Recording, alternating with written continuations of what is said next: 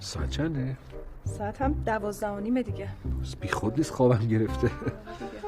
شما هم صبح زود باید بری بیرون نه؟ بله من که 5 باید بیدار شم. 5 صبح میری سر کار؟ آره دیگه صبح زود میریم سر کار. خیلی تعلیم میخوایم بپذیر. شما برنامه فرداتون چیه؟ به خاطر تو 2 روز فری کردم مرخصی گرفتم. لطف داری قربونت.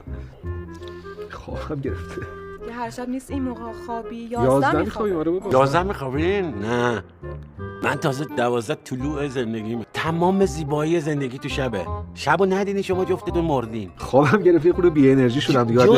جون نداری؟ من خوابالو ام. خانم بپرین چای خیلی غلیظ یا قهوه غلیظ یا چای خیلی خیلی غلیظ انرژی میده. باید دم کنم. دم کن. نه نمیخوادم. چرا دم کن؟ نه من اصلا بذار دم کنه. آخه شب چای بخورم بی خواب میشم. بد خواب میشم. خیلی نمیشه که بخوایم اختلاط کنیم یاد گذشته ها بکنیم خاطراتو بگیم به انرژی خاطره نه دیگه بگیم. میخوام برم بخوابم بعد خود بی خواب و اینا میشم چای بخورم. پدرام تو یه جوری غیر مستقیم داری منو پس میزنی اسم میکنی. نه بابا این حرفو چیه؟ نه چای بخورم بی خواب میشم برام گفتم. تو داری غیر مستقیم پدرام منو دک میکنی نمیکنی؟ ببین من غیر مستقیم چیه؟ من اهل این حرفو نیستم. ببین پدرام من دارم غیر مستقیم حس میکنم. اصلا غیر مستقیم نمیگم خیلی مستقیم دارم بهت میگم که من الان ساعت خوابم گذشته بعد برم بخوابم چون صبح زودم بعد برم سر کار. منتها شما گوش نمیکنی بعد الان پاشی بری چی؟ خونتون فهمیدی؟ الان باید پاشی بری خونتون. برو دیگه.